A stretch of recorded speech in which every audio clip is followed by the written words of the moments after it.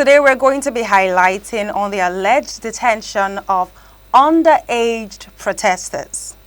And a significant development for the End Bad Governance protesters detained in Nigeria. Attorney General Prince Lateef Fagbemi announced he would take over the prosecution from the police. This follows widespread condemnation from political leaders and civil society organizations regarding the detention of minors involved in the protest. One child collapsed in court during proceedings, where the defendants were granted bail of 10 million naira each, but will remain in custody until bail conditions are met or their trial begins next year. Fagbemi stated he has directed the police to transfer the case file to his office, emphasizing the need for a thorough review before proceeding. Now, that's an interesting development to this story if you have been following. But before we delve into conversations today, let's take a look at the video of those protesters, I beg your pardon, of those protesters at the courts. Let me go and take the The prosecutor should do their business. How can you arrest children? What house?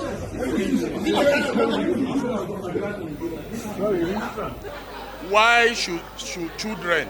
Why should small children?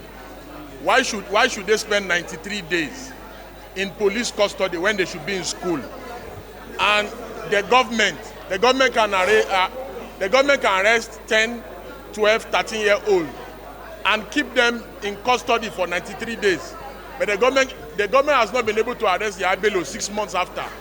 Is it not a parody of some sort that we have two separate countries? One country for the rich, one country for the poor. Our laws are very clear. It's 48 hours. The police are in breach of the fundamental rights of these children.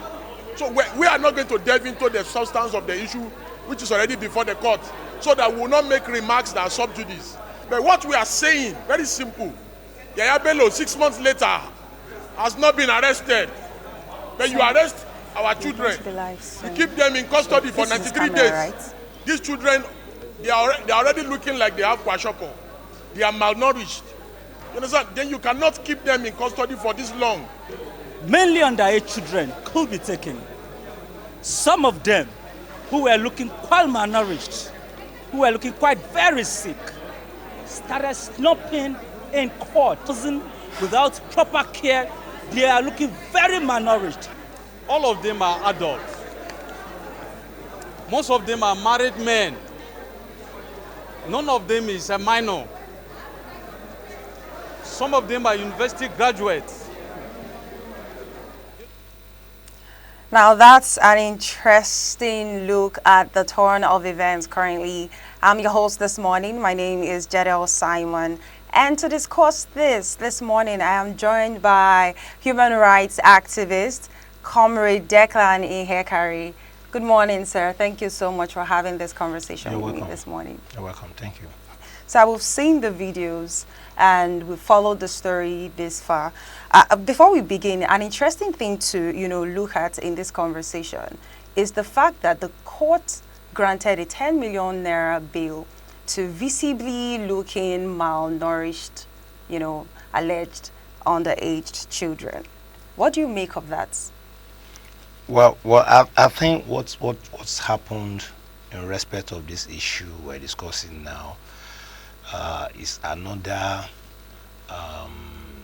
attempt by the current government of President Bola Ahmed Tinubu to discouraging Nigerians from agitating or from asking for better country. But it has backfired. It's a script that has gone too far, beyond repair.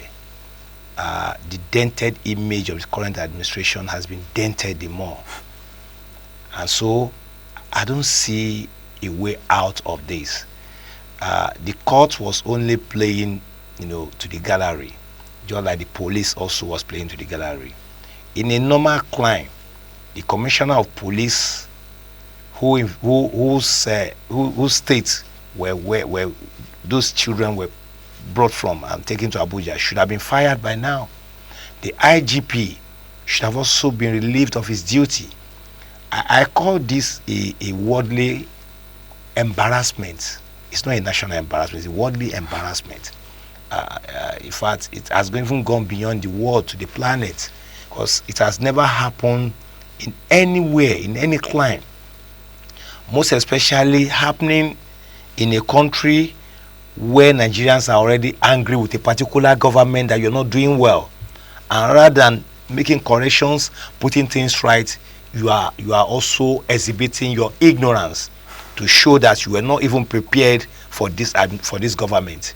You're not even prepared to govern this nation. Because if you were prepared, you wouldn't be committing all these serious errors. These are errors against humanity. And beyond that, it shows how insensitive the people at the helm of affairs now are. But the good news is this: what they have done in respect of these minors has ended up emboldening Nigerians to say we are ready to resist this oppressive way of this government. And I can tell you, more Nigerians have turned out now to be very resistant and resilient in refusing to do the right thing in obeying this government. I can assure you, what they have done is like they have set a template to tell Nigerians that, look, okay, when you do a protest, will get you incarcerated, no matter how old you are. And Nigerians too are now saying, okay, the consequence of us engaging in protest is that you will get us arrested. And so you find people now protesting within themselves, and that's the worst of protests. Protesting within themselves against your government, and that's the worst, because you will not even see them, you will not even hear from them. So that means you're saying that more people are going to, come out absolutely and call out the government. Absolutely. They're not going to shy away. Absolutely. Right now, what you see is that you see most people, they don't want to come out on the street to protest, but within them, they are protesting, and that's the worst form of protest, and that will easily lead to revolution, because you will not be able to pinpoint anybody at that point in time, because one, you have injured the heart of many Nigerians, you have injured the heart of Africans, you have injured the heart of the world by maltreating those children in the way they have been maltreated. Interesting. So, sir, there are certain underlying factors that often lead to a protest. So I want to ask, as a human rights activist, how should the government address the underlying issues that lead to the protest in the first place? Thank you. I'm one of the organizers of End Bad Governance, hashtag End Bad Governance here in Lagos. Amazing. And I think the government misses it all. If you see people critiquing you, if you see people going against certain policies that you're putting out, you should embrace those ones. And what this government has done is to say, we would like apologists more than those who criticize you. And what are we talking about? We're saying there's hunger in the land. We're saying your policies are anti-people. We're saying your policies are friendly policies to the IMF and the World Bank. And we all know the antecedent of World Bank and IMF. And we're saying our situation in this country today needs direct solution. Nigerians want to have food on their table at a very cheap rate. Nigerians want to have access to petroleum products. Nigerians want to have access to electricity. Nigerians want to have access to good road. Nigerians want to have access to good school, good health centers. And these are things that accumulated into the agitation of End Bad Governance. It's called End Bad Governance, not end the current government.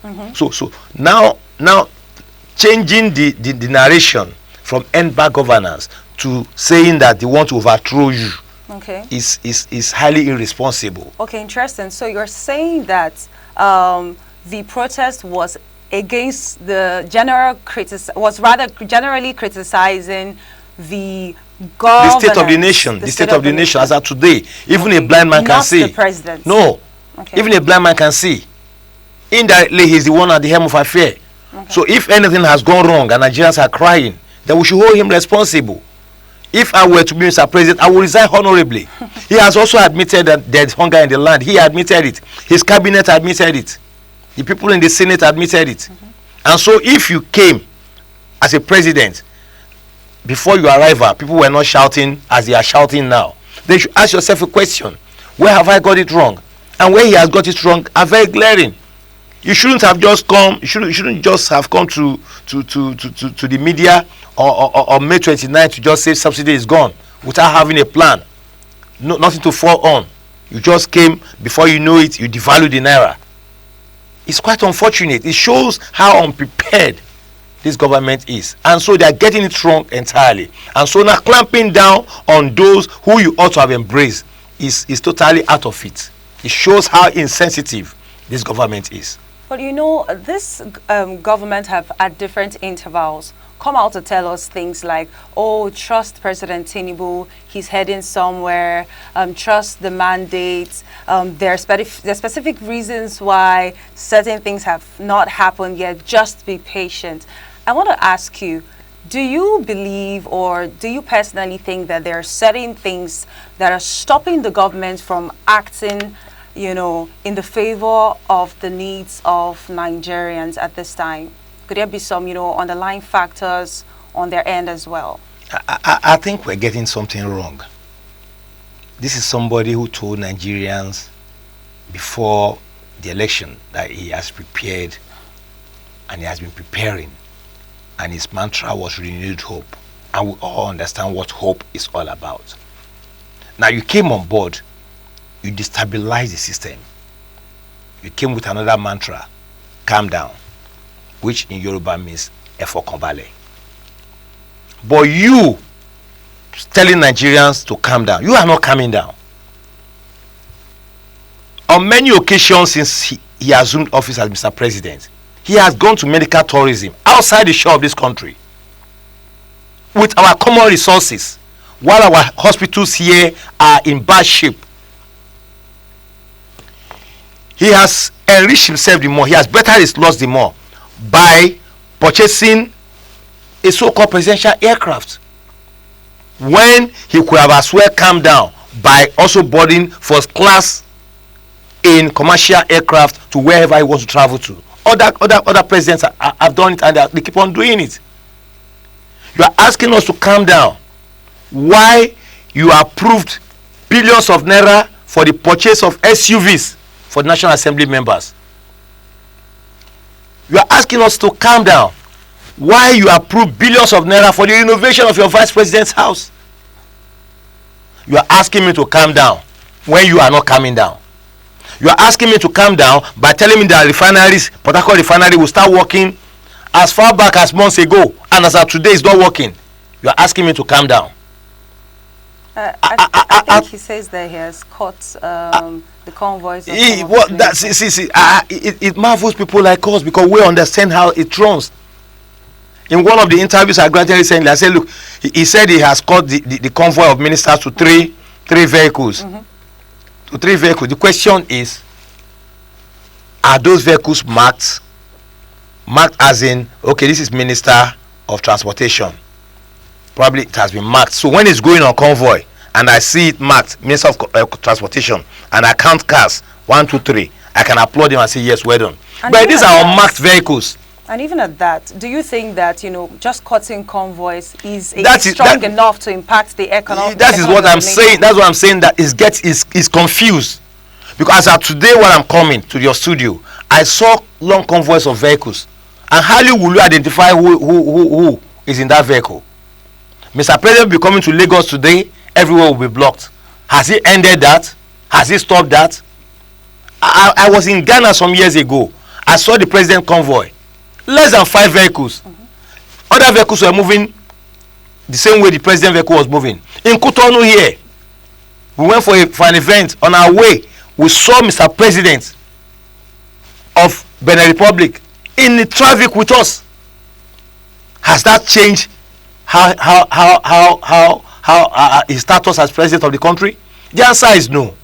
But when a country where show off has become the norm of the day, and so you want to curtail those who are telling you to start showing off, to stop wasting our resources. Interesting. So, sir, let's look at the protesters. Let's talk about them. Yes. Do you think that we have effective laws here in Nigeria that, in cases like this, protect minors like this, or even protesters generally? There are laws. The Constitution allows us to protest. There are laws that protect the interests of the minors. But what has happened? We have a government who have chosen to do things they feel is good to them. Is there freedom of expression? Is there in the Constitution? The Child Rights Act is there. So a government that has failed to guarantee what is in the Constitution is a failed government. Is there freedom of expression? How do you express yourself? Through protest. Through genuine protest. Through peaceful protest. Sir, there's another perspective to look at this, because I think I saw a video yesterday as well of some of the properties that these protesters actually did destroy. So let's also look at it from this perspective. We agree, because we saw these videos. We actually saw videos of these protesters destroying things. We agree that in some way they were also violent. However, in your view, what is the most effective way to address protests that escalate into violence while still respecting, the rights of protesters? No protester goes to protest with the intent of being destructive. But in times when it happens, what happens? It can only happen when the state actors escalate it. And what do I mean by state actors? You see a protest well organized and you see the state sponsoring talks. You see a well-planned protest and you see the police getting unnecessarily angry at the protesters. And so you find now what you find is conflict of ideas, and it results to what you have seen. And so if people have engaged in burning things, in destroying properties, there are laws against that. But what we're saying, those laws should also be used against those perpetrators in a rightful way. For instance, you pick people that should have been taken to court in 48 hours, you kept them for 90 days thereabout. You have also gone contrary to the law. Those children, the charges against those minors should be dropped.